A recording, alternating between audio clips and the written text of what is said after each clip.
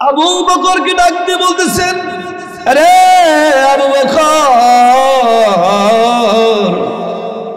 রব্বি কারীম আমাকে আদেশ করে দিয়েছেন, ও নবী আপনি তাবলীগের কাজে বের হন। আবু বকর, আমি তোমার কাছে আসলাম গো আবু বকর, তুমি কি আমার সঙ্গে দাওয়াতি কাজে, তাবলীগি কাজে আমার সঙ্গে যাবে? আবু বকর ডাক দিয়ে বলেন, ওগো নবী, কি বলতেছেন? আমি আপনার সঙ্গেই তো যাব তাবলীগের কাজে, কিন্তু একটি কথা বলতে চাই। আমার নবী ডাক দিয়ে বলেন, আবু বকর কি কথা বলবে তাই? আবু বকর ডাক দিয়ে বলেন, নবী, সর্বপ্রথম আপনি কার কাছে এই কোরআনের দাওয়াত নিয়ে যাবেন আমি একটু জানতে চাই। নবীজি ডাক দিয়ে বলতেছেন, এক নম্বর কোরআনের দুশমন যিনি, তার নাম হচ্ছে আবু জেহেল। আমি সর্বপ্রথম আবু জেহেলের বাড়িতে কোরআনের দাওয়াত নিয়ে যেতে চাই। আউযু বিল্লাহি মিন শুরুরি আনফুসিনা ওয়া মিন সাইয়্যাতি আমালিনা, মান ইয়াহদিল্লাহু ফালা মুদিল্লা লাহু ওয়া মান ইউদ্লিলহু ফালা হাদিয়া লাহু। ونشهد أن لا إله إلا الله وحده لا شريك له سميعا قديرا.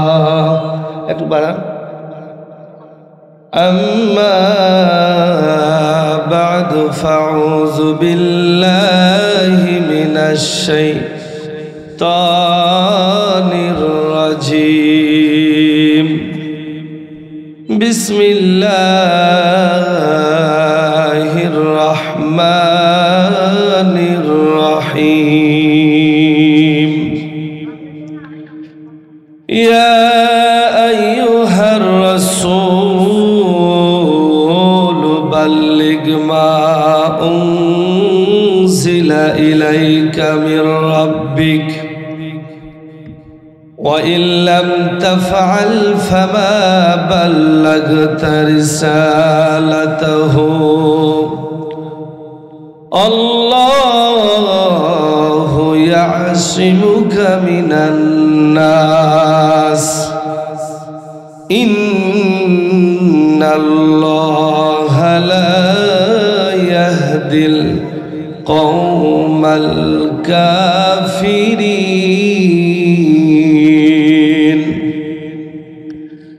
قال الله تعالى في كلامه المجيد وفرقانه الحميد: إن الله وملائكته يصلون على النبي يا أيها الذين آمنوا صلوا عليه وسلموا تسليما. درود إبراهيم পড়ি। اللهم صل على محمد وعلى آل محمد كما صليت على إبراهيم وعلى آل إبراهيم إنك حميد مجيد. اللهم بارك على محمد وعلى آل محمد كما باركت على إبراهيم وعلى آل إبراهيم إنك حميد مجيد. তোমার গলা দিন ফুরাইয়া যাইবে, যৌবনে লাগবে ভাটি। তোমার গলা দিন ফুরাইয়া যাইবে, যৌবনে লাগবে ভাটি। ওই যে দেখো ডাকিতেছে তোমায় কবরের মাটি ওই যে দেখো ডাকিতেছে তোমায় কবরের মাটি সন্ধ্যার আগে যেদিন ডুববে রে বেলা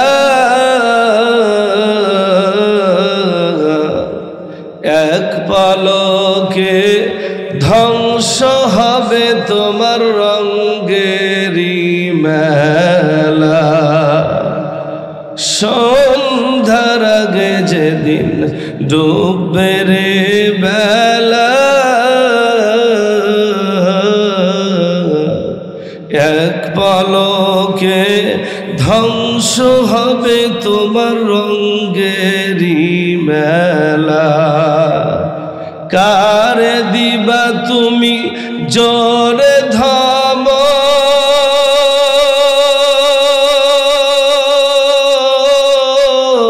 ঘাই কারে দিবা তুমি জোরে ধাম কার মাথায় ভাঙবা লাঠি ওই যে দেখো ডাকিতেছে তোমায় কবরের মাটি ওই যে দেখো ডাকিতেছে তোমায় কবরের মাটি খবর পেয়ে আসবে আত্মীয় স্বজন তোমারি চার পাশে বসে তারা করিবে কান্দন খবর পেয়ে আসবে আত্মীয় স্বজন তোমারি চার পাশে বসে তারা করিবে কান্দন সাজাইবে মনের মতন সাজাইবে মনের মতন কি সুন্দর পরিপাটি ওই যে দেখো ডাকিতেছে তোমায় কবরের মাটি ওই যে দেখো ডাকিতেছে তোমায় কবরের মাটি তোমার গলা দিন ফুম রাইয়া যাইবে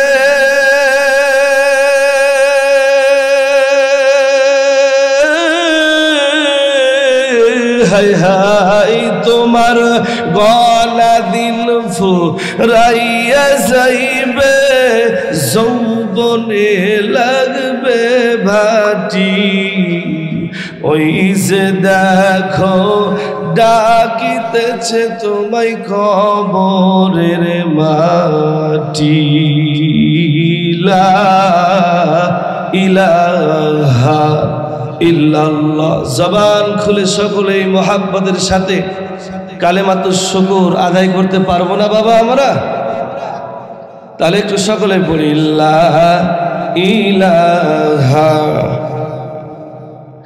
আর একটু জোরে আওয়াজটা দেন লা ইলাহা লা ইলাহা ইল্লাল্লাহ সুবহানাল্লাহ আলহামদুলিল্লাহ লা ইলাহা ইল্লাল্লাহ সুবহানাল্লাহ আলহামদুলিল্লাহ লা ইলাহা ইল্লাল্লাহ লা ইলাহা ইল্লাল্লাহু মুহাম্মাদুর রাসূলুল্লাহ সাল্লাল্লাহু আলাইহি ওয়াসাল্লাম। আলহামদুলিল্লাহ, লবগঙ্গা বাইতুল মামুর জামে মসজিদের উন্নতি কল্পে বিশাল তাফসিরুল কোরআন মাহফিলের আজকের সম্মানিত সভাপতি আমার স্নেহের কলিজার টুকরা জনাব মোহাম্মদ জালালউদ্দিন সাহেব, সভাপতি লবগঙ্গা বাইতুল মামুর জামে মসজিদ। আল্লাহ পাক তার হায়াতে তৈয়বা শেফায়ে কামিলা দান করুন। জবান খুলে সকলেই পড়ে আল্লাহুম্মা আমিন। কষ্ট হচ্ছে নাকি? একটু জোরে আল্লাহুম্মা আমিন। আজকের প্রধান অতিথি কারা নির্যাতিত বিগত জালেম স্বৈরাচার সরকারের জুলুম, নিপীড়ন, অত্যাচার যিনি প্রত্যেকটা দিন এবং ঘন্টায় ঘন্টায় সহ্য করেছেন, আমাদের নয়নের মণি, এই রাজশাহীর গর্ভ জনাব অ্যাডভোকেট মোহাম্মদ শফিকুল ইসলাম মিলন দামাত বরকাতুহুম আলিয়া, রব্বি কারীম তাকে হায়াতে তৈয়বা এবং শেফায়ে কামিলা দান করুন। সকলে বলে আল্লাহুম্মা আমিন। অনেক বিশেষ অতিথি আছে, তাদের নাম বলা যাচ্ছে না। আল্লাহ পাক সবাইকে তার কুদরতি হাতে হেফাজত করুন। জবান খুলে বলে আল্লাহুম্মা আমিন। আজকের প্রধান আলোচক আমার স্নেহের কলিজার টুকরো বড় ভাই মাওলানা মোহাম্মদ রুহুল আমিন জিহাদি নাটোরি সাহেব, তিনি আমাদের মাঝে উপস্থিত আছেন। একসঙ্গে চা খেয়েছি। অত্যন্ত বিনয়ী, নম্র, ভদ্র স্বভাবের একজন মানুষ। আল্লাহ পাক তাকে দ্বীনের খাদেম হিসেবে কবুল করুন। সকলে বলে আল্লাহুম্মা আমিন। সম্মানিত সুধী, আমার পূর্বে আমার ছোট ভাই স্নেহের হোজাইফা অত্যন্ত সৌন্দর্যমণ্ডিত আলোচনা করেছেন। আপনাদের এই লবগঙ্গা জামে মসজিদের যিনি ইমাম এবং যিনি খতিব সাহেব, তিনিও বয়ান করেছেন। আল্লাহ পাক তাদের কণ্ঠে বারাকা দান করুন। সকলে বলে আল্লাহুম্মা আমিন। সম্মানিত সুধী, আমাকে আসলে মসজিদ কমিটি থেকে বলা হয়েছিল যে 8:30টার সময় উঠবে, তো 9টার পরে উঠলাম। আলোচনা যে কতক্ষণ করব সেটা আল্লাহ পাক ভালো জানেন। যদি আপনারা ধৈর্য সহকারে শুনেন, ইনশাআল্লাহ আপনাদের সামনে কয়েকটি কথা আমি নগণ্য গুনাহগার রব্বি কারীমের গোলাম বলতে চাই। আপনারা শুনতে চান তো ইনশাআল্লাহ? কারা কারা চান দুইটা হাত তুলে দেখা। লিল্লাহে তাকবীর। এই জান্নাতের বাগানে বসতে পেরে আমরা খুশি না বেজার? কারা কারা খুশি? সবাই হাত নামার, হাত নামা। 1 নাম্বার উপকার হবে জান্নাতের বাগানে বসলে, সেটা হচ্ছে যতক্ষণ পর্যন্ত বসে থাকবেন ততক্ষণ পর্যন্ত রব্বি কারীমের রহমতের কোলে বসে থাকবেন। আস্তে বলেন, শেখ হাসিনা শুনতে পাবে। আর একটু আস্তে বলেন। ভয় লাগতেছে নাকি বাবা? ভয় লাগতেছে? ভয় নাই। যত ঝামেলা সব 3.5 মাস পূর্বেই শেষ হয়ে গেছে, ঠিক কিনা বলেন? এই জন্য ভয়ের কিচ্ছু নাই। তাহলে 1 নম্বর ফায়দা কি হলো? যতক্ষণ বসে থাকবো কার কোলে বসে আছি আমরা? আল্লাহ পাকের রহমতের কোলে। তাহলে বসে থাকবো তো ইনশাআল্লাহ। কিন্তু অনেক হতভাগা এরা আবার ওই দেখেন জায়গা মতো দাঁড়িয়ে আছে। কোথায়? ওই যে জায়গাতে দেখেন। আমি জালালউদ্দিন সাহেবের বাসা থেকে নাস্তা করে স্টেজে আসতেছি, তো মেয়েদের গুতাগুতি আর ছেলেদের ঠেলাঠেলি।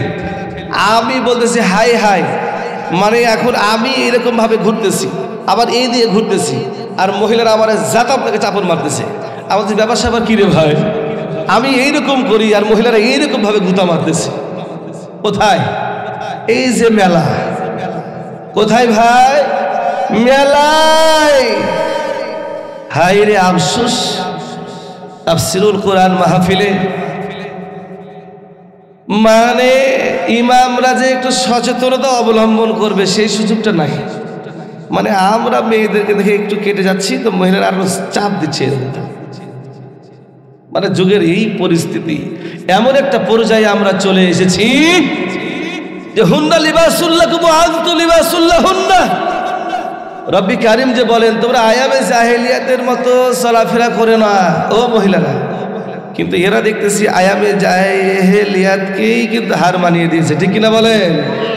এরা শুধু জায়গা মতো থাকে না, এরা আড্ডিতে যান, সাহেব বাজারে যান, ওগুলাতেও তাদের গ্যাঞ্জাম, ওগুলাতেও তাদের ভিড়। তাফসিরুল কুরআন মাহফিলে এসে ওই যে মেলা যেখানে খাবারের আয়োজন করা হয়েছে ওই জায়গাতেও তাদের ভিড়। এই সমস্ত নাস্তিকের মতো কারবার যে সমস্ত মহিলারা করে, এদেরকে আমরা এই জায়গা থেকে ধিক্কার জানাই, ঠিক কিনা বলেন? এরা কোন পর্যায়ে গিয়ে পড়েছে, হায় হায় কোন পর্যায়ে গিয়ে পড়েছে। আল্লাহ পাক তাদেরকে মাফ করুন, সকলে বলে আল্লাহুম্মা আমিন।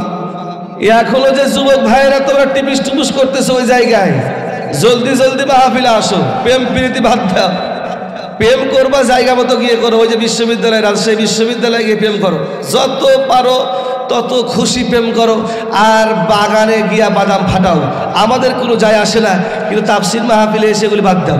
কি বলেন, কি বলেন আপনারা, কি বলেন? এগুলি বাদ দাও। আলোচনায় বসেছি, খেলা কিন্তু আজকে হবে, খেলা হবে। কি বলেন ফখরুল সাহেব, আপনার বাসায় কি আমারে উঠতে দিবেন? খেলা কিন্তু হবে। তোমরা যারা ওই জায়গায় বসে আছো তোমাদেরও খেলা হবে আজকে। শেষ পর্যন্ত থাকবেন তো আপনারা ইনশাআল্লাহ। উঠতে হতো আবার 8টার সময়, কিন্তু উঠেছি 9টার সময়। কেমনে যে আপনাদেরকে আমি একটু মজা দিই বুঝে পাচ্ছি না। তাহলে যাই হোক বাজার, এই তাফসিরুল কুরআন মাহফিলে এসে আমরা খুশি না বেজার? কথা বলেন, খুশি না বেজার? যে রব্বি কারিম আমাদের সবাইকে এই তাফসিরুল কুরআন মাহফিলে আসবার এবং বসবার তৌফিক দান করলেন, সে মহান তাবারক ওয়া তাআলার প্রতি শুকরিয়া। জবান খুলে সকলে পড়ি আলহামদুলিল্লাহ। নবীর প্রতি দুরূদ বর্ষিত হোক, সকলেই পড়ি সাল্লাল্লাহু আলাইহি ওয়াসাল্লাম। কি ব্যাপার বাবা, নবীর প্রতি দুরূদ পড়তে কি আমাদের কষ্ট হচ্ছে? কষ্ট হয়? নবীজিরে মোহাব্বত করলে কি আমরা জান্নাত পাবো না জাহান্নাম পাবো? কথা বলেন, জান্নাত না জাহান্নাম? জান্নাত পাবো না জাহান্নাম পাবো, এটা আপনাদের সামনে বলবো, কিন্তু একটু আগে আসুন তো বাবা। অনুরোধ, আপনাদের পায়ে হাত জোড়ে হাত করতেছি, একটু আগে আসেন, আমি একটু গুছিয়ে নিই আপনাদেরকে দিয়ে, জায়গা মতো খেলা হবে। আসেন আসেন আসেন, একটু আগে আসেন। পিছনে যারা আছেন তারা সামনের দিকে আসেন, একটু আগে আগে আসেন রে বাবা। আরে ওরা তো সব জায়গাতে ফার্স্ট, ও বাজারেও ফার্স্ট, হোটেলেও ফার্স্ট, এবং ওই পার্কেও ফার্স্ট, তাফসীর মাহফিলেও ফার্স্ট। ওই তাফসীর মাহফিলে যারা থাকে এরা আল্লাহ পাক যাতে করে তাদেরকে ফাতেমার সঙ্গে জান্নাতের মেহমান বানিয়ে নেন। আমিন বলি আমরা। এই যে জায়গার পরিবেশটা হচ্ছে, কিন্তু শয়তান যাতে করে একটু গুঁতা মারে, এই জন্য আপনারা দেখতেছি ফাঁকা রেখে দিয়েছেন। আমি কিন্তু চাপাইয়ের ভাষা দিয়ে কথা বলছি ভাই, একটু মনোযোগ সহকারে শুনবেন। তাহলে এই তাফসীরুল কুরআন মাহফিলে আমরা এসেছি, নবীজিকে ভালোবাসলে জান্নাত পাবো না জাহান্নাম? জান্নাত কি পাওয়া যাবে না? তাহলে নবীজির প্রতি দুরূদটা পড়তে এত কৃপণতা কেন? মুসা পয়গম্বর, মুসা পয়গম্বরের জামানা 200 বছর হায়াত পেয়েছিলেন একজন মানুষ, 200 বছর। হঠাৎ একদিন মৃত্যুবরণ করেছে। মুসা পয়গম্বরের জামানার লোকজন মুসা নবীকে ডাক দিয়ে বলতেছেন, ওগো পয়গম্বর, পয়গম্বর গো,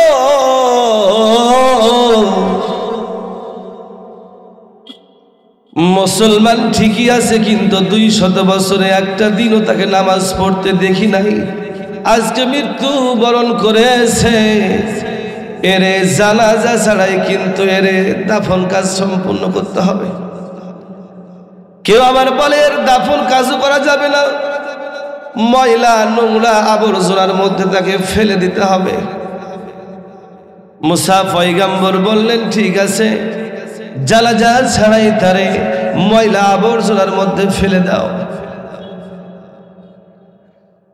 জানাজা ছাড়াই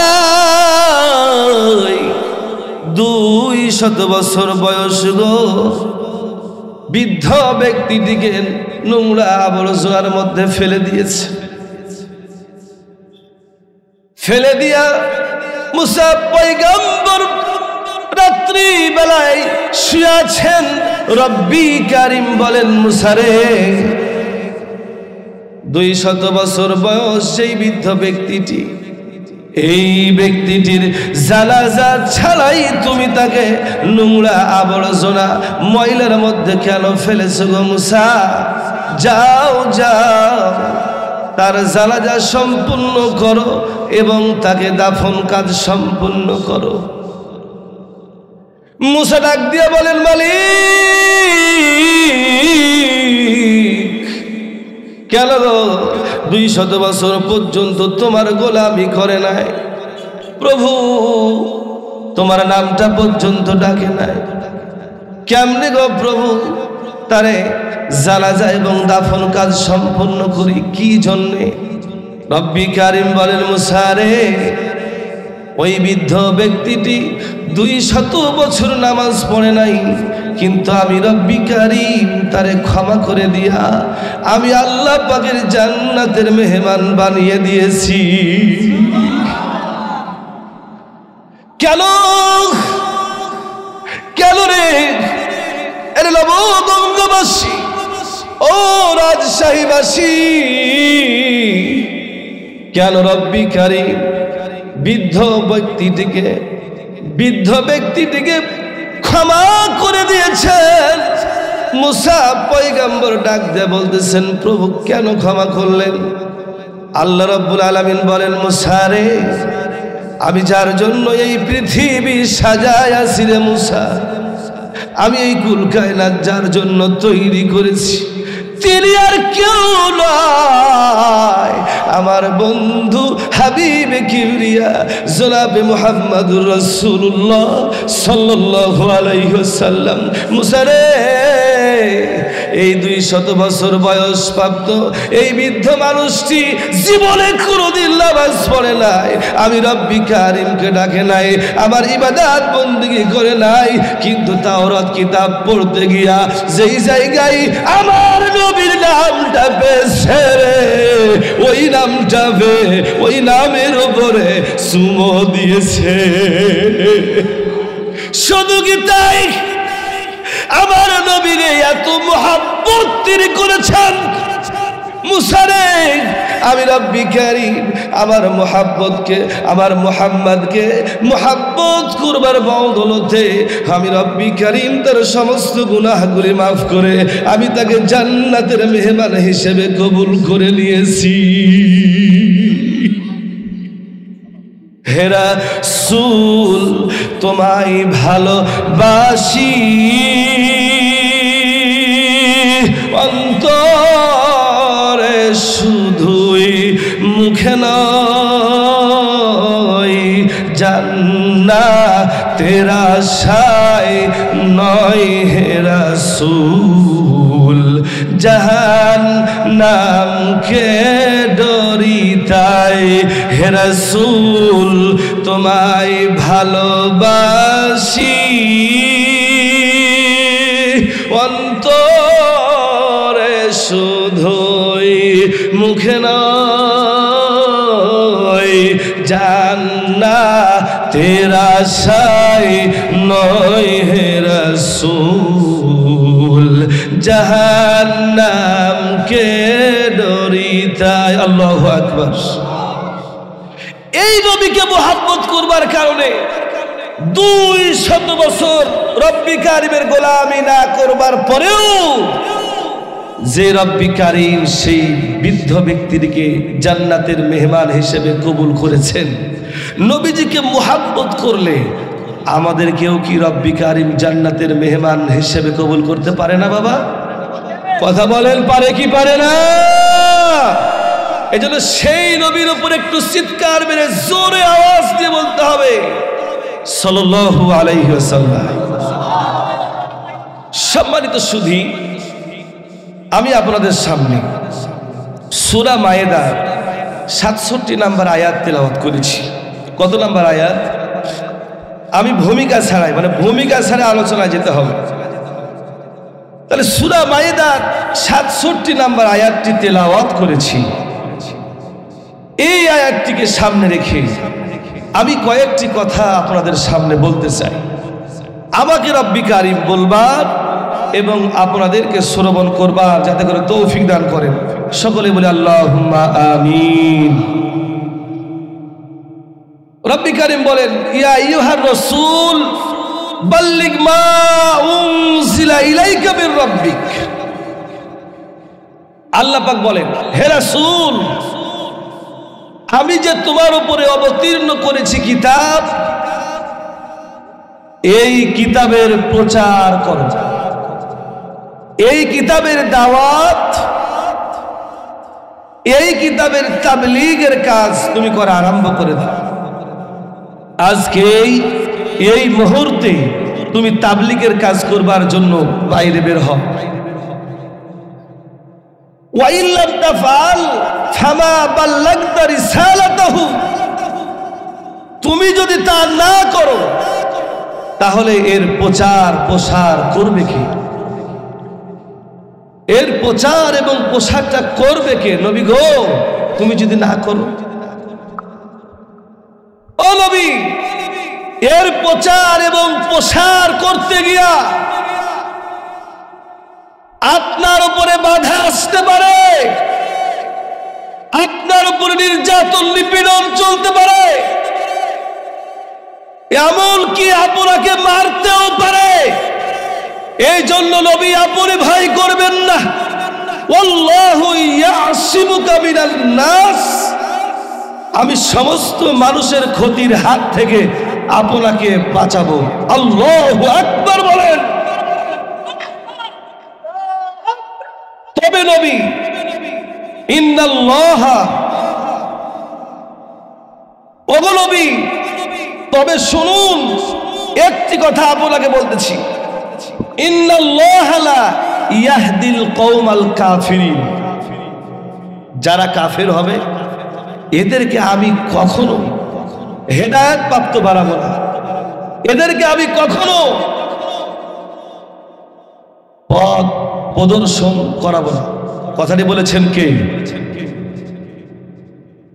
নবীজি দাওয়াতি কাজ করবার জন্য যেহেতু রব্বি কারীম রাসূল সাল্লাল্লাহু আলাইহি ওয়াসাল্লামকে বলে দিয়েছেন, আদেশ করেছেন, আপনি তাবলীগের কাজে, দাওয়াতের কাজে এখনই বের হয়ে যান, এই কোরআনের প্রচার এবং প্রসার করা আরম্ভ করে দেন।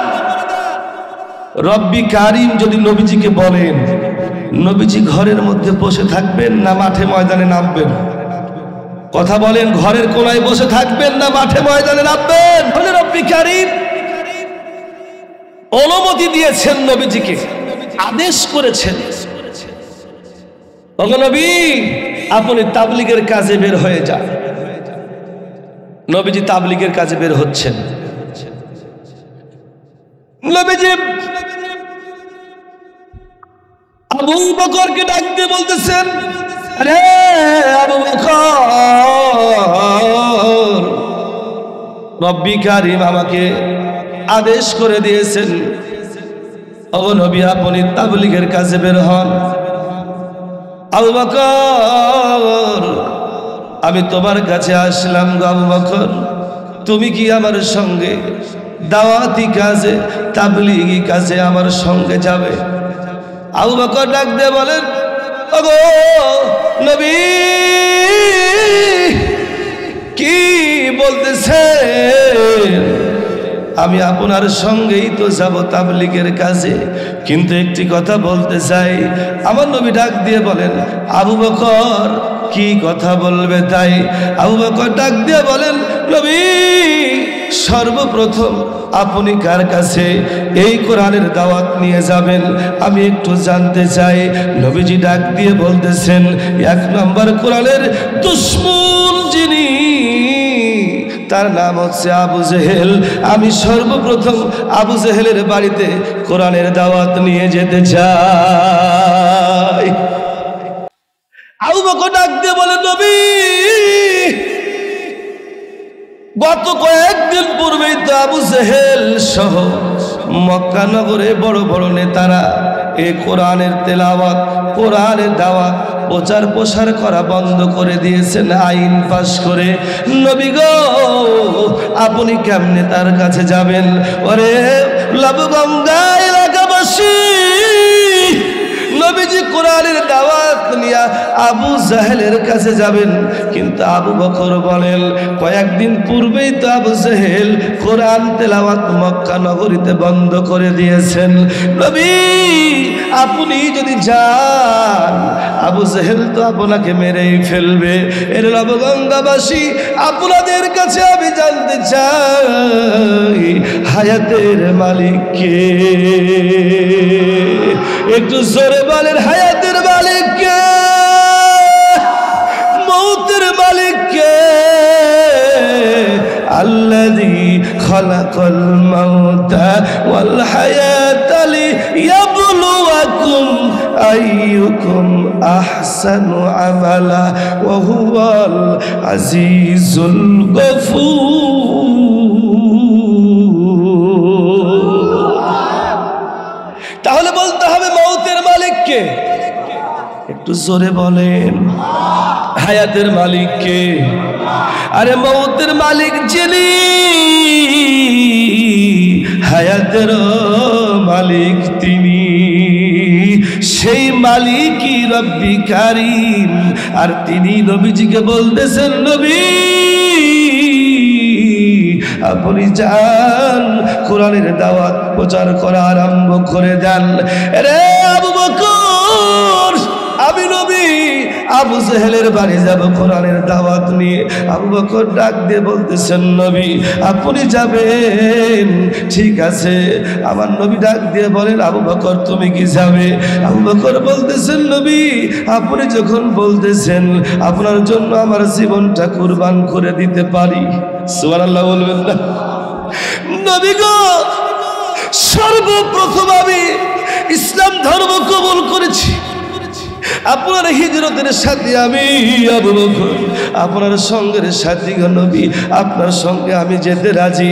আবু বকর এবং নবী দুইজনেই কোরআনের দাওয়াত নিয়ে আবু জেহেলের বাড়িতে রওনা দিলেন। আবু জেহেলের বাড়িতে গিয়া আবু জেহেলকে ডাক দিয়া বলেন, চাচা আপনার বাড়িতে এসেছি, দরজাখানা খুলে দেন না। আবু জেহেল বলতেছেন, কে তুমি? নবীজি ডাক দিয়ে বলেন, আপনার ভাতিজা আমি। কে? মুহাম্মদ। বলে, হ্যাঁ দরজা খোলা যাবে না। আমার নবীজি ডাক দিয়ে বলেন, চাচা আপনার জন্য আমি একটা বড় পুরস্কার নিয়ে এসেছি। আবু জেহেল ডাক দিয়ে বলতেছেন, নবী কখনো মিথ্যা কথা বলতে পারে না, আমার ভাতিজা জীবনে কোনোদিন মিথ্যা কথা বলে নাই, হয়তো আমার জন্য বড় ধরনের একটা পুরস্কার নিয়ে এসেছেন। আবু জেহেল বিবিকে ডাক দিয়ে বলেন, বিবি জলদি করে দরজাটা খুলে দাও, আমার ভাতিজা মুহাম্মদকে আমার ঘরের মধ্যে প্রবেশ করাও। একটু জোরে বলা যাবে কি সুবহানাল্লাহ? নবীজি আবার ঢুকলেন, নবীজি আবার প্রবেশ করলেন আবু জেহেলের ঘরে। আবু জেহেল চেয়ার থেকে লাফ দিয়ে উঠে নবীজিকে ডাক দিয়ে বলতেছেন, ভাতিজা মুহাম্মদ দাও কি পুরস্কার নিয়ে এসেছো? এইরকম ভাবে হাতটা বাড়িয়ে দিয়েছেন। নবীজি ডাক দিয়ে বলেন, চাচা এই পুরস্কার আপনার হাতে দেওয়া যাবে না। চাচা গো এই পুরস্কার আপনার হাতে দেওয়া যাবে না। আবু জেহেল ডাক দিয়ে বলতেছেন, ভাতিজা তাহলে কোথায় দিবা? আমি কি একটা বড় ধরনের প্লেট আনবো? আমার নবী ডাক দিয়ে বলেন, চাচা বড় প্লেটেও এই পুরস্কারটা দেওয়া যাবে না, তাহলে কোথায় দিবা? আবু জেহেল এইরকম ভাবে পকেটটা আগিয়ে দিয়ে বলতেছেন, আমার পকেটের মধ্যে দিবা নাকি? এরে বাবা, এই পকেটের মধ্যে গোপনে মাল সামানা আজ থেকে 3.5 মাস পূর্বে যারা নিয়েছিলেন, এই সমস্ত লোকগুলি হচ্ছে বড় ধরনের দুর্নীতিবাজ পুলিশ। জোরে বলতে হবে কথা ঠিক কিনা? এই যে শিক্ষা, এই সমস্ত ঘুষখোর পুলিশগুলি শিক্ষা পেয়েছিলেন ওই জায়গায়। আবু জেহেল যখন পকেটে নবীজির কাছ থেকে হাদিয়া চেয়েছিলেন, আরে এইরকম পকেটের মধ্যে যে সমস্ত পুলিশ হাদিয়া নেওয়ার অভ্যাস আছে, এরা সমস্ত পুলিশ আবু জেহেলের বন্ধু। জোরে বলতে হবে মুসলমান কথা ঠিক কিনা? আমার নবী ডাক দিয়ে বলেন, চাচা এই পুরস্কার কিন্তু আপনার পকেটে দেওয়া যাবে না। আবু জেহেল বলেন, তাহলে দিবা কোথায়? নবীজি ডাক দিয়ে বলেন, চাচা আপনার কানটা আমার মুখের গোড়ায় একটু আগান। চাচা গো, আপনার কানটা আমার মুখের গোড়ায় একটু আগান। আবু জেহেল কানটা এইরকম ভাবে আগিয়েছেন। নবীজি ডাক দিয়ে বলতেছেন, চাচা আমি কি পুরস্কার নিয়ে এসেছি আপনি কি বুঝতে পেরেছেন? আবু জেহেল বলেন, ভাতিজা বুঝতে পেরেছি, তুমি কোরআনের দাওয়াত নিয়ে এসেছো। সুবহানাল্লাহ বলবেন না? আমি বুঝে ফেলেছি তুমি কোরআন পড়বে। বলে হ্যাঁ। বলছে, ভাতিজা বড় বড় নেতাদেরকে লয়া আমি কিন্তু কোরআন তেলাওয়াত বন্ধ করেছি মক্কা নগরীতে। তুমি কোন সাহসে আমার কাছে কোরআনের দাওয়াত নিয়ে আসলে? তোমার সাহস কোরআন থেকে হলো? আমার নবী ডাক দিয়ে বলেন, চাচা যতই আপনি চিৎকার মারেন আমি কিন্তু কোরআন পড়বই। সুবহানাল্লাহ বলেন। আরে নবীজি কোরআন পড়বেন, আর আবু জেহেল ডাক দিয়ে বলতেছেন, এ ভাতিজা না না কোরআন পড়া যাবে না। নবীজি বলেন, না পড়বই। আবু জেহেল চেয়ার থেকে লাফ দিয়ে উঠে বলতেছেন, ভাতিজা তুমি যদি কোরআন তেলাওয়াত করো এক্ষুনি কিন্তু তোমার ঘাড়ে ধরে আমার ঘর থেকে বের করে দিব। নবীজি ডাক দিয়ে বলেন, চাচা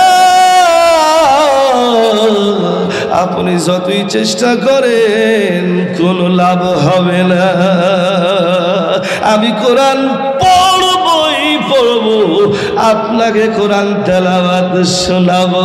আবু জেহেল বলেন, চলো ভাতিজা তুমি যদি না যাও তোমার ঘাড়ে কিন্তু ধাক্কা দিয়ে তোমাকে বাড়ির থেকে বের করে দিব। আমার নবী ডাক দিয়ে বলেন, প্রভু গো আপনি কিন্তু বলেছেন কোনো মানুষ আমার ক্ষতি করতে পারবে না।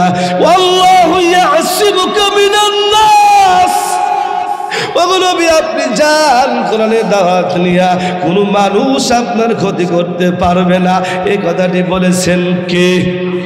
আরে আবু জাহেল কি নবীর ঘাড়ে ধাক্কা দিয়া বাড়ি থেকে বের করতে পারবে? এই বিশ্বাস কি আমাদের হবে? আবু জাহেল নবীজির ঘাড়ে এইরকম ভাবে হাত রাখছে। রব্বি কারীম ডাক দিয়ে বলেন, রে জিবরাইল কোথায় আছো তুমি? দেরি করো না, জলদি করে যাও। আমার নবীর ঘাড়ে আবু জেহেল হাত রেখে দিয়েছে। এরা জিবরাইল জলদি করে যা রে, আমার নবীর ঘাড় ধাক্কা দিয়ে আবু জাহেল বাইর করে দিবে। এরা জিবরাইল জলদি করে গিয়া তোমার দুইটা কুদরতি হাত দিয়া আমার নবীর দুইটা পাকে শক্ত করে ধরে রাখো। একবার কি সুবহানাল্লাহ বলা যাবে না? জিবরাইল আসিয়া নবীজির দুইটা পা এরকম শক্ত করে ধরেছেন। আবু জাহেল নবীজির ঘাড়ে এইরকম ভাবে ধাক্কা দিচ্ছেন। আবু জেহেল বলতেছেন, ভাতিজা কিছুক্ষণ পূর্বে তোমার গা, তোমার ঘাড়, তোমার হাত সবগুলি দেখলাম নরম, এখন দেখতেছি অনেক শক্ত। ব্যাপার স্যাপার কি?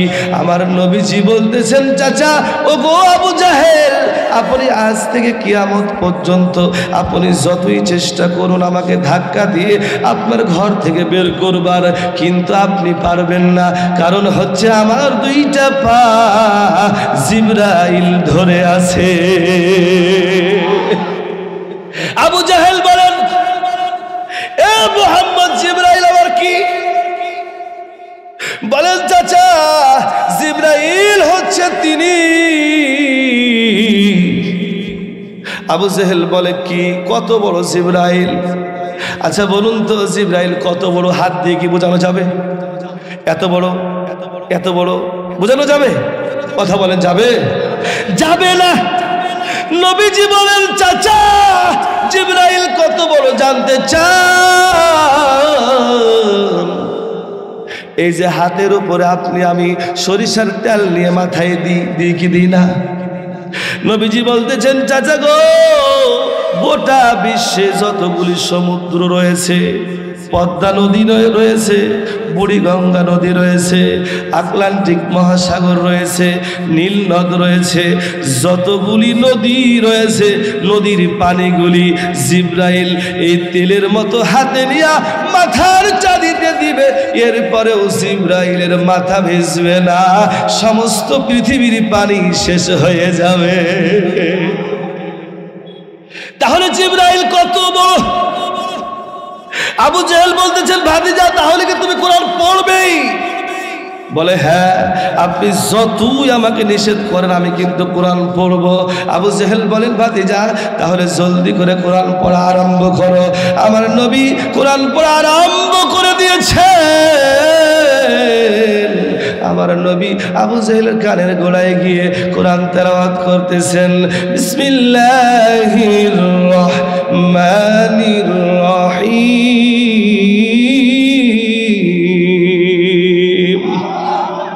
আলাম তারা কাইফা ফাআলা রাব্বুকা বিআসহাবিল ফিল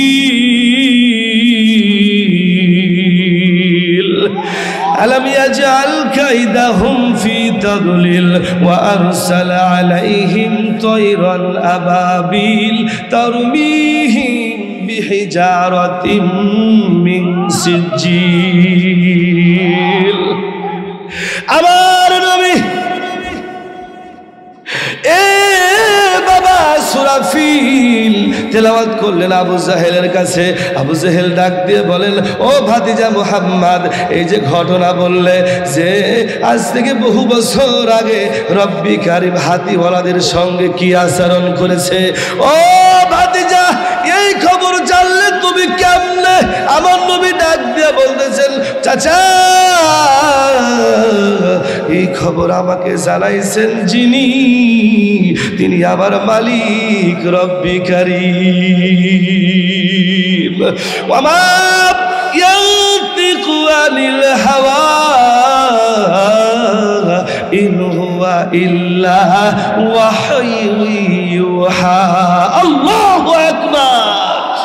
সব কিছু আমি ওহী মাধ্যমে জেনেছি।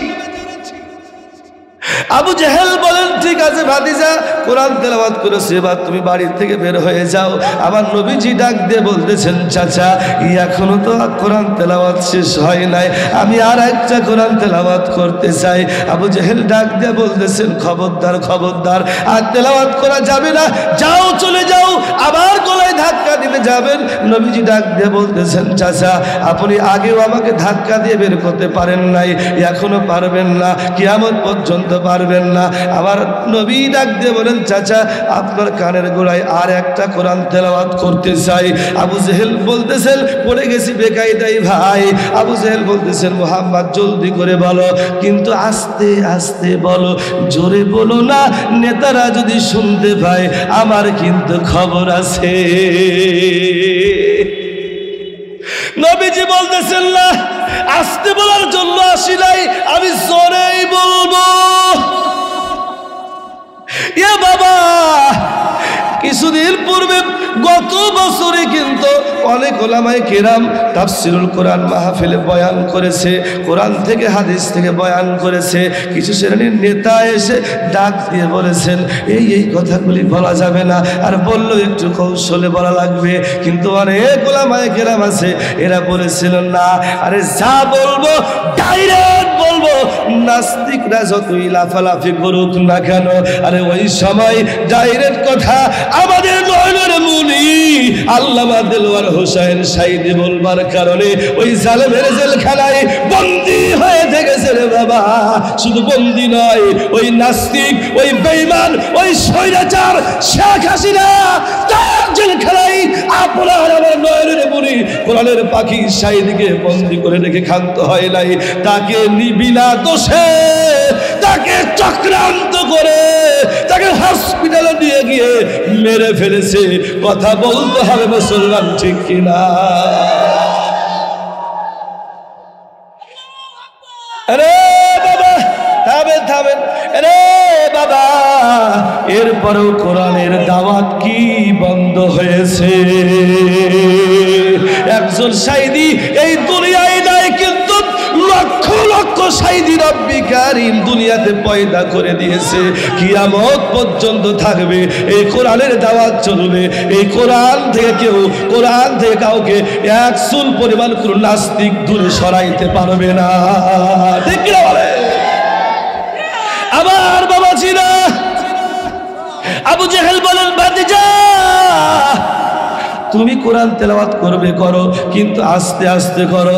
আমার নবীজি বলতেছেন, না চাচা, আমি জোরে জোরে কোরআন তেলাওয়াত করতে চাই। আমার নবীজি আবু জেহেলের কানের গোড়ায় গিয়ে ডাক দিয়ে বলতেছেন, চাচা একটু শুনুন, কিন্তু শুনবার আগে একটা কথা বলতে চাই। এখন যে কোরআন তেলাওয়াতটা করব, এই কোরআন তেলাওয়াতে আপনার একজন বড় ধরনের নেতা, এরে কিন্তু আল্লাহ বড় একটা বাস দিয়েছে। কি দিয়েছে? জোরে বলেন, কি দিয়েছে? মানে ছিলা বাস, মানে ছিলা বাস দিলে তো সমস্যা, মানে ফলাক করে চলে যাবে। কিন্তু আছিলা বাস যেখান দিয়ে যাবে ফেরে ফুরে যাবে। কথা বলেন, ঠিক কিনা? এমন ভাবে এই বাংলার জমিনে ছাত্র জনতা, ইসলাম প্রেমিক ছাত্র জনতারা ওই স্বৈরাচার সরকারকে বাস দিয়েছে।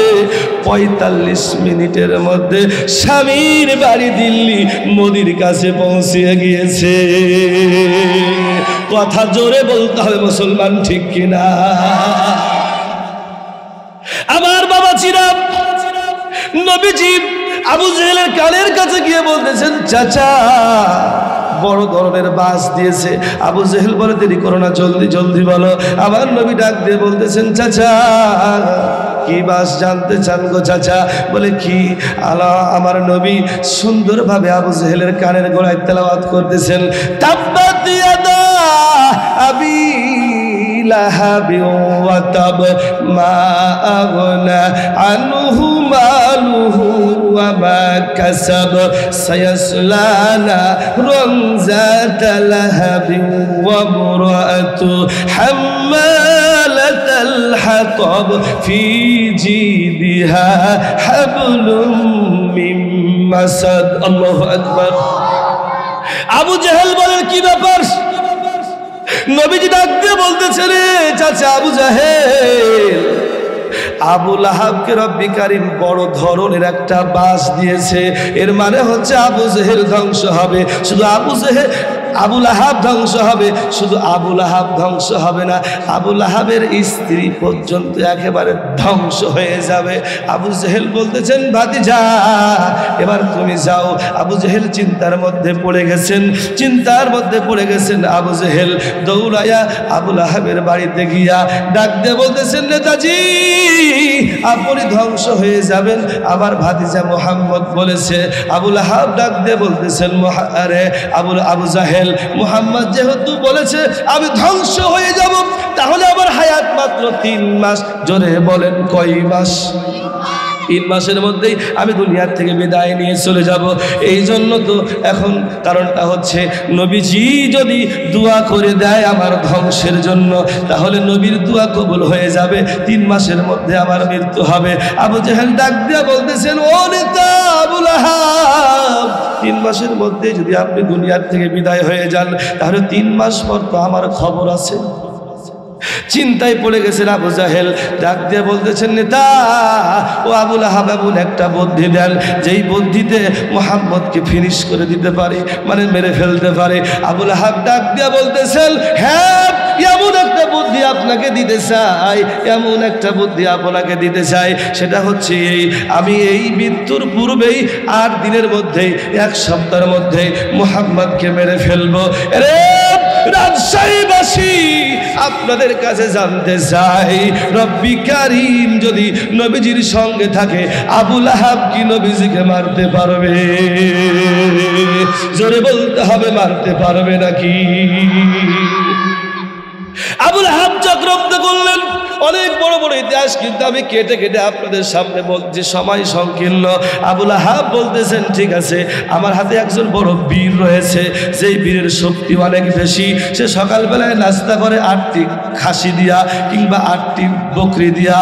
এ বাবা, এই 8টি দুম্বা কিংবা ভেড়া তার নাস্তায় লাগে কয়টি দুম্বা? 8টি। শুধু নাস্তাতেই লাগে 8টি দুম্বা। এইরকম বড় একজন পালোয়ান আছে, সেই পালোয়ানকে ঠিক করব, ওই পালোয়ানই নবীকে মেরে ফেলবে। জোরে বলুন নাউজুবিল্লাহ। এরে আমার বাবাজিরা শুনুন, আবু জেহেল এবং আবু লাহাব ওই পালোয়ানের কাছে গেলেন, ডাক দিয়া বলতেছেন, পালোয়ান তোমার কাছে এসেছি, জানতে চাও কেন? বলেন কেন? বলতেছে, মক্কা নগরে মুহাম্মদ নামে একজন রব্বি কারীমের গোলাম আছে, তাকে মেরে ফেলতে হবে, এই জন্য। পালোয়ান ডাক দিয়া বলতেছেন, এটা তো আমার হাতের 2 হাতের খেল, এরকম টিপ দিলে মেরে ফেলে দেবে।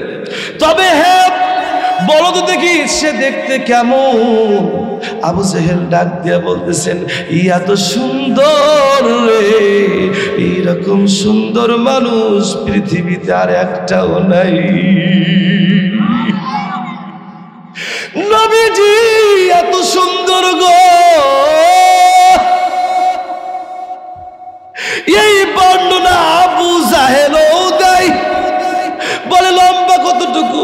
বলে লম্বা এতটুকু, বেটেও নয় একেবারে লম্বাও নয়, মাঝামাঝি। সুবহানাল্লাহ বলবেন না? বলে হায় রে, তার গায়ের গঠনটা কেমন? বলতেছে মোটাও নয় পাতলাও নাই, একবারে সিমসাম। বলতেছে ঠিক আছে, এরে কিন্তু শেষ করে ফেলবো। পালোয়ানকে চুক্তি করলেন আবু জেহেল এবং আবু লাহাব। পালোয়ান রাত্রি 1টা পর্যন্ত আবু জেহেল এবং আবু লাহাবের সঙ্গে মিলিত অবস্থায় থাকলেন। রাত্রি 2টার সময় বিবির কাছে পালোয়ান গিয়েছেন ঘুমানোর জন্যে। বিবি ডাক দিয়ে বলেন, স্বামী আপনার জোর হাত করি, আপনার 2টা পা ধরি গো স্বামী, আপনাকে বলতে চাই, এই যে আবু জেহেল এবং আবু লাহাব এসেছে, এরা আপনাকে ধোঁকা দিচ্ছে। 2টা পা ধরে বলি স্বামী, আপনি যায়েন না, না তো আপনাকেই মেরে ফেলবে। পালোয়ান বলেন, কেমনে তুমি জানলা? পালোয়ানের বিবি, বীরের বিবি ডাক দিয়ে বলতেছেন, স্বামী রাত্রিবেলায় স্বপ্নে আমি দেখলাম। কি দেখেছো তুমি? বলতেছে, মক্কা নগরীতে দেখলাম খানায়ে কাবার সামনে একজন সুন্দর টকটকে একজন মানুষ, আল্লাহ পাকের এত সুন্দর একজন সৃষ্টির মানুষ দাঁড়িয়ে আছেন, যার পা জমিনে আর মাথাটা হচ্ছে আসমানে। শুধু কি তাই, তার পাশে একজন কালো কুৎসিত চেহারার মানুষ দাঁড়িয়ে আছে, তার নামটা হচ্ছেন আলী। বলুন তো কি নাম? আর একটু জোরে বলুন কি নাম? পালোয়ানকে বিবি ডাক দিয়ে বলেন, স্বামী শুধু কি কালো কুৎসিত? আমি দেখতেছি তার দাঁতগুলি 1 হাত নয় 2 হাত মতো লম্বা। কত লম্বা? দাঁতগুলি 2 হাত লম্বা হবে। আমার মনে বলতেছে, আমি দেখলাম তার দাঁতগুলি দিয়ে আপনাকে কামড়িয়ে কামড়িয়ে খেয়ে ফেলবে। স্বামী যায়েন না, আপনার মৃত্যু কিন্তু ওখানে হয়ে যাবে। ওই সময় দৌড়াইয়া বীর আবু জেহেল একটু ঘুমিয়েছে, আবু জেহেলকে গিয়ে বলছে, আবু জেহেল ওঠো। কি হয়েছে? ঘুমের ঘুম মানে ঘুম তো আতঙ্কে আতঙ্কে বলছে, কি হয়েছে? বলছে, তুমি যে বললে বেঠেও না লম্বাও না, তাহলে যে আমার বিবি বলতেছে অনেক লম্বা, তো বলতেছে মাঝে মধ্যে এরকম লম্বা হয়। সুবহানাল্লাহ বলবেন না? মাঝে মধ্যে হয়, সত্য কথাটি বের হচ্ছে। তারপরে তুমি মিথ্যা কথা বলেছ। মুহাম্মাদের পাশে দেখতেছি একজন আছে কালো কুৎসিত, তার দাঁতগুলি 2 হাত লম্বা লম্বা। আবু জেহেলের মুখ ফসকে বের হয়েছে, তুমি 2 হাত দেখেছো, মাঝে মধ্যে যে কত বড় হয় এটা আমি জানি না। পালহান বলতেছে আমি যাব না। আবু জেহেল বলতেছে বেকায়দায় পড়ে গেলাম। আবু লাহাব চিন্তার মধ্যে পড়ে গেছে, ডাক দিয়ে বলতেছেন এ বীর, ওই দাঁতওয়ালাকে দেখে ভয় খাচ্ছ তুমি, ওরে মারবো আমরা 2 জনে, আর তুমি মারবে মুহাম্মাদকে। নাউজুবিল্লাহ বলবেন না। আমি একটু সংক্ষিপ্ত করে দিচ্ছি। পালহানকে নিয়ে আবু জেহেল এবং আবু লাহাব চলে গেলেন মক্কা নগরীতে। আমার নবী সাফা এবং মারওয়া 2টা পাহাড়ের মাঝখানে। এই সাফা এবং মারওয়া হাজী সাহেব যারা গিয়েছেন, আমি গুনাহগার, সেই জায়গায় গিয়েছিলাম।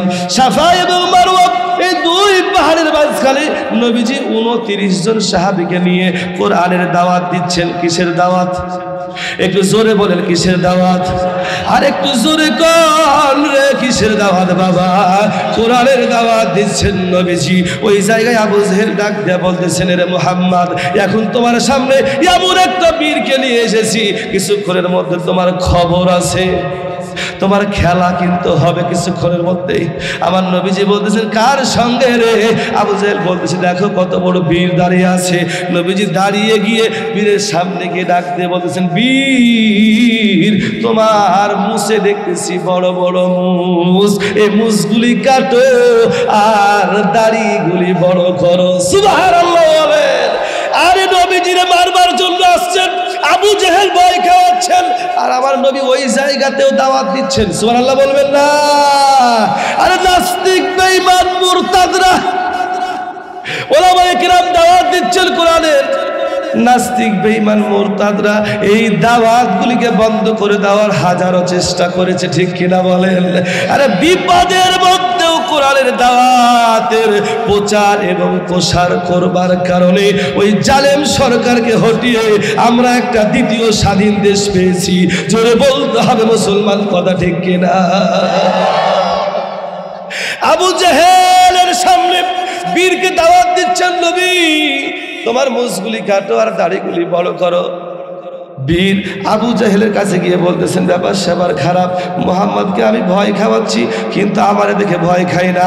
অনেক মানুষ ভয়ে আমাকে দেখে প্রসাব করে দেয়, পায়খানা করে দেয়। শুধু কি তাই, সবাইকে যদি বলি তোমরা কি খেতে চাও, এই খাবো ওই খাবো অমুক খাবো ধুমুক খাবো, ভয়ে থর থর করে কাঁপে।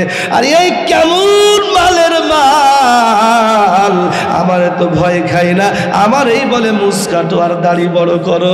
এরে আবু জেহেল, আমার ভয় লাগতেছে, কেমন কেমন লাগতেছে। আজকে নবীকে মারা যাবে না, একটা দিন সময় দেওয়া হোক, সকাল বেলায় পেট ভরে খেয়ে কালকে মুহাম্মদের সঙ্গে লড়ব।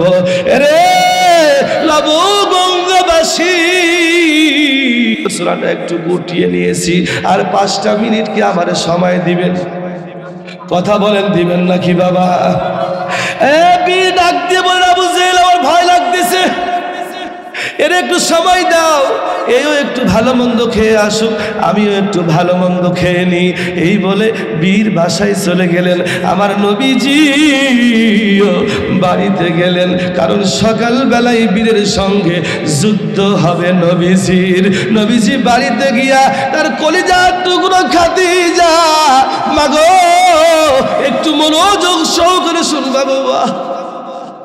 নবীজি খাদিজাতুল কুবরার কাছে গিয়ে ডাক দিয়া বলতেছেন বিবি রে, তোমার কাছে আমি এসেছি কারণ আবু জেহেল কালকে আমাকে মেরে ফেল দিতে পারে।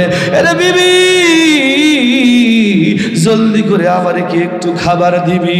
খাদিজাতুল কুবরা ডাক দিয়া বলতেছেন নবী, আজ থেকে 3 দিন পূর্বে মাত্র 3টা খাজুর আমাকে দিয়েছেন, এই 3 দিনে 3টা আমি খাজুর খেয়ে এখন পর্যন্ত আছি গো নবী, আর পানি খেয়েছি।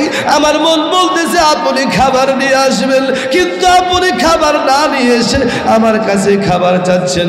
নবী খাবার কিন্তু বাড়িতে নাই। আমার নবীজি ডাক দিয়ে বলতেছেন খাদিজা গো পানি কি আছে? বলতেছেন হ্যাঁ। নবী গো হ্যাঁ পানি আছে গো নবী। আমার নবী ডাক দিয়ে বলেন খাদিজা তাহলে পানিটা দাও, এই পানিটা খেয়ে আমি নবী সারাটা রাত্র নামাজের মধ্যে কাটিয়ে দিতে চাই, তুমি কি আমার সঙ্গে থাকতে চাও? খাদিজা বলতেছেন নবী হ্যাঁ গো নবী, থাকতে চাই আপনার সঙ্গে। নবীও পেট ভরে খেলেন পানি, খাদিজাও খেলেন পানি। দুইজনে নামাজে দাঁড়িয়ে গেলেন। নামাজ শেষ করে নবী যে মোনাজাত করবেন, খাদিজা ডাক দিয়ে বলতেছেন, নবী আপনি মোনাজাত করবেন না, আমি এখন মোনাজাত করব, আপনি হবেন মুক্তাদি। খাদিজাকে নবীজি ডাক দিয়ে বলেন, কেন রে খাদিজা? খাদিজা বলেন, আমি নবী, ওগো নবী, আমি রব্বি কারিমের কাছে চাইবো, আমি রব্বি কারিমের কাছে চাইবো, আর আপনি আমিন আমিন করবেন। একবার কি বলা যাবে না সুবহানাল্লাহ? আমিন আমিন করবেন আপনি। নবীজি বলেন, খাদিজা এমন কোন জিনিস চেয়েও না যে আমার নবুয়তি নষ্ট হয়ে যায়। খাদিজা বলেন, নবী গো ঠিক আছে। খাদিজা দুইটা হাত তুলে দোয়া করতেছেন, প্রভু গো 18 বছর বয়স যখন আমার নবীর, আমার ফ্যাক্টরিতে কিন্তু নবীজিকে চাকরি দিয়েছিলাম। 25 বছর যখন নবীজির বয়স হয়েছিল, আমার বয়সটা কিন্তু ওই সময় 40। আমি নবীজিকে পছন্দ করে বিবাহ করেছি। ইয়েতিম নবী রে, ইয়েতিম নবী, বাহারা নবী, 6 মাসের পেটে নবী আব্বা হারিয়েছে। 6 বছর বয়স নবীজির কলিজার টুকরো মাকে হারিয়েছেন। আজকে নবীজি নাকি কালকে নাকি নবীজিকে মেরে ফেলে দেওয়া হবে। আমি খাদিজা সহ্য করতে পারবো না গো প্রভু, আমার আগে আমার স্বামী মুহাম্মদ রে নিও না। নবীজি বলতেছেন আমিন। খাদিজা বলেন, ওগো প্রভু, আপনি হেরা পর্বতে জাবালে নূরে যে জায়গায় কোরআন নাজিল হয়েছে, একদিন নয়, 2 দিন নয়, 6টা মাস আমি দিন বেলা নবীজিকে খাবার দিয়ে এসেছি। এর রাজশাহীবাসী, আমার মতো একজন যুবক মানুষ উঠতে প্রায় 1 ঘন্টার বেশি সময় লাগে। এত উঁচু একটা পাহাড়, সেই জায়গায় একটানা 6টা মাস খাদিজাতুল কুবরা নবীজিকে খাবার দিয়ে এসেছেন। খাদিজা ডাক দিয়ে বলতেছেন, নবী, ওগো আল্লাহ নবী, ওগো আল্লাহ, এইরকম ভাবে আমার নবীজিকে আমি হেফাজত করেছি, আমার বুকের মধ্যে আগলিয়ে নিয়েছি। একটা আবদার করি, আমার আগে কিন্তু নবীজিকে আপনি নিয়েন না। নবীজি আমিন বলতেছেন। এমন সময় নবীজির গা থর থর করে কাঁপতেছে। খাদিজাতুল কুবরা ডাক দিয়ে বলতেছেন, নবী আপনি কেন কাঁপতেছেন?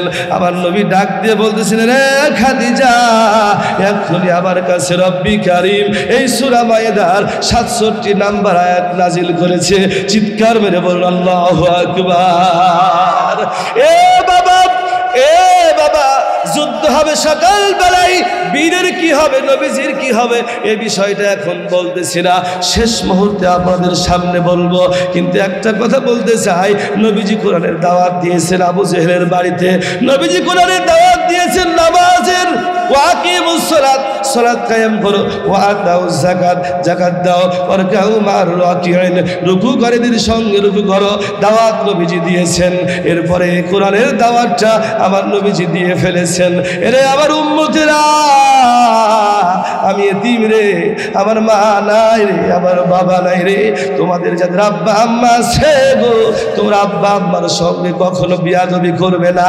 কারণ রব্বি কারিম বলেন, ওয়াসাইনাল ইনসানা বিওয়ালিদাইহি ইহসানা, হামালাতুহু উম্মুহু কুরহা ওয়া ওয়াদাতুহু কুরহা ওয়া হামলুহু ওয়া ফিসালুহু 30 শাহরা। আল্লাহু আকবার। রব্বি কারিম বলেন, এরা আমার বান্দারা, তোমরা কখনো তোমাদের পিতামাতার সঙ্গে খারাপ আচরণ করবে না। কারণ হচ্ছে রে বাবা, তোমার জনম দুঃখিনী মা আপনাকে আমাকে পেটের মধ্যে 10টা মাস ধারণ করেছে, আপনাকে আমাকে লালন পালন করেছে। গভীর মনোযোগ মনোযোগ দিবারে লবঙ্গবাসী, কার জানি মা নাই, কার জানি আব্বা নাই, একটু মনোযোগ সহকারে আমার কথাগুলি শুনবেন। এ বাবা একটু মনোযোগ দেন। মা দরদি পেটের মধ্যে আপনাকে আমাকে লালন পালন করেছেন, শুধু কি তাই, প্রসাব যন্ত্রণা পর্যন্ত সহ্য করেছে।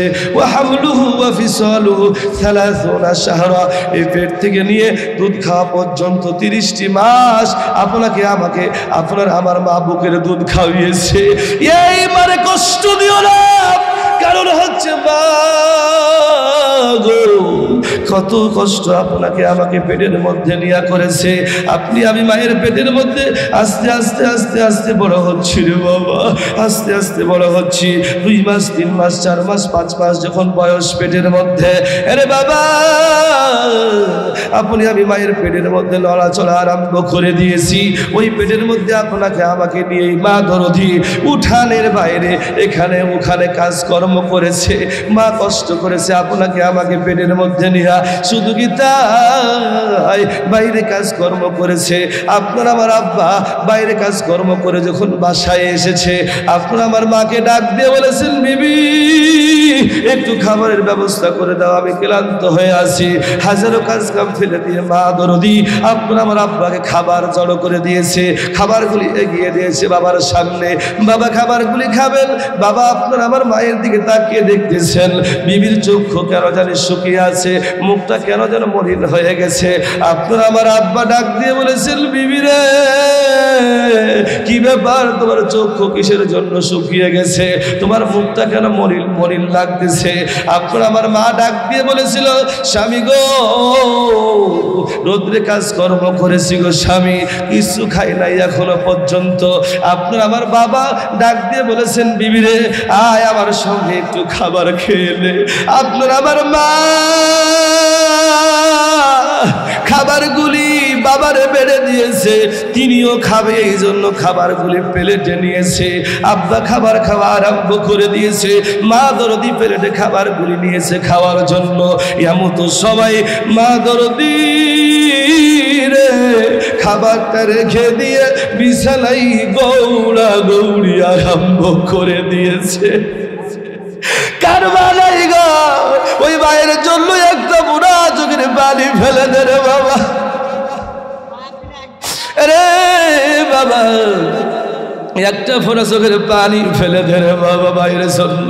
মা দরদি রে আপনার আমার আব্বা ডাক দিয়ে বলতেছে, কি গো বিবি তুমি খাবারগুলি রেখে দিয়া কিসের জন্য বিছানায় গৌড়া গৌড়ি আরম্ভ করলে।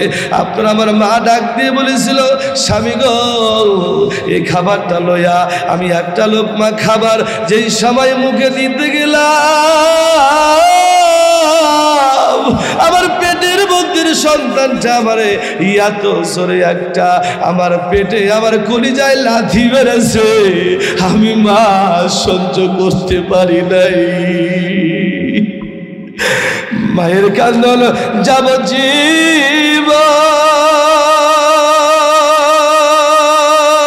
যাবজ্জীবন 2-4 মাসের বোনের কান্দন রে, হরে ঘর পরিবারের কান্দন তুই একদিন পর থাকে না।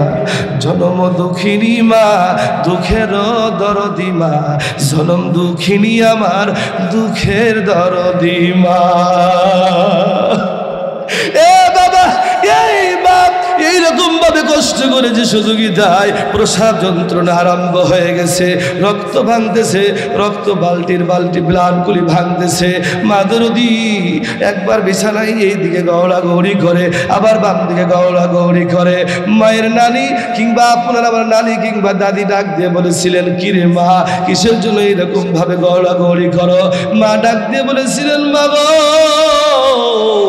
সন্তান দুনিয়াতে আসবে এই কষ্ট আমি সহ্য করতে পারি না গো মা, এত কষ্ট সন্তান দুনিয়াতে আসবে। এ মা কার জানি মা নাই, ওই মাকে স্মরণ করে একটা ফোঁটা চোখের পানি ফেলে দিয়ে কাঁদো গো মা। রে মুরব্বী বাবাজিরা তোমাদের কাদের জানি মা নাই গো, মায়ের জন্য একটা ফোঁটা চোখের পানি ফেলে দিয়ে কাঁদবা রে বাবা। ডাক দিয়ে বলতেছেন, মা গো প্রসাব যন্ত্রণা সহ্য করতে পারি না গো মা, একটা ফোঁটা বিষ এনে দাও, বিষ খেয়ে দুনিয়ার থেকে বিদায় হয়ে যাব, কিন্তু এই প্রসাব যন্ত্রণা সহ্য করতে পারবো না। আপনারা আমার নারী কিংবা দাদি ডাক দিয়ে বলেছিলেন, অল্প কিছুক্ষণ সময় থামো, অল্প কিছুক্ষণের মধ্যেই কিন্তু খালাস হয়ে যাবে। আপনারা আমার মা কষ্ট করিয়া, আহারে এই কষ্ট কষ্ট ব্লাড ভাঙতেছে। আপনি আমি যখন দুনিয়ায় আসব, মাথাটা বের হয়ে আসতেছে পা দুটো দিয়ে, আপনি আমি মায়ের কলিজায় এত জোরে একটা আঘাত করেছি রে বাবা, মা দরদি জোরে চিৎকার মেরে অজ্ঞান হয়ে বিছানায় পড়ে গেছে।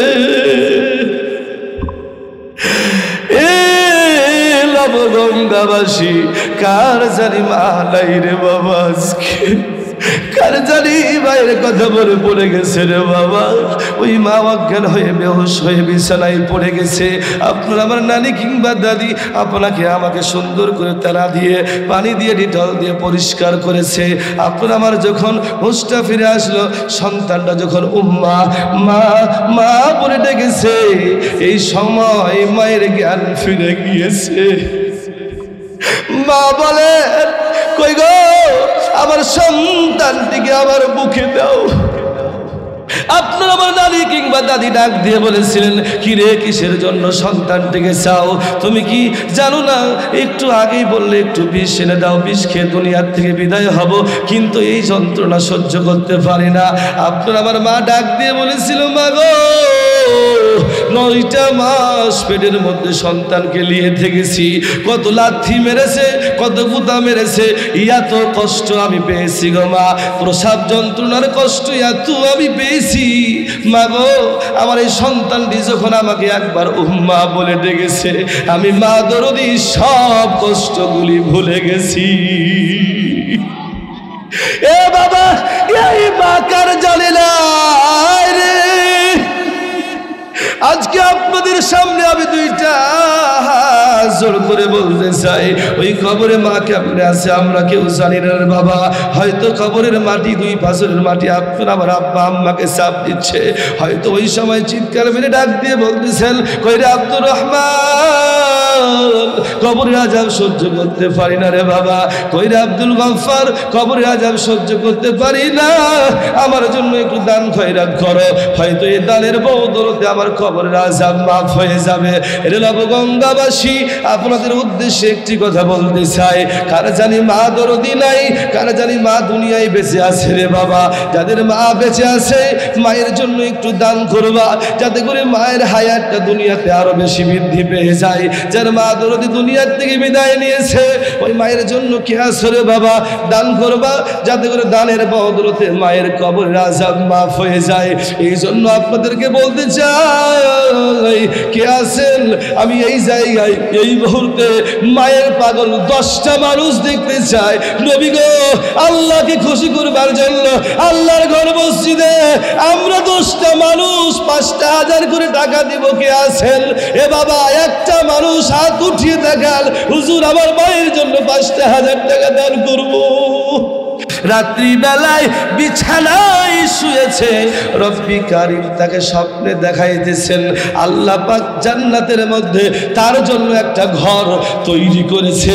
চিৎকার মেরে বলতে হবে সুবহানাল্লাহ।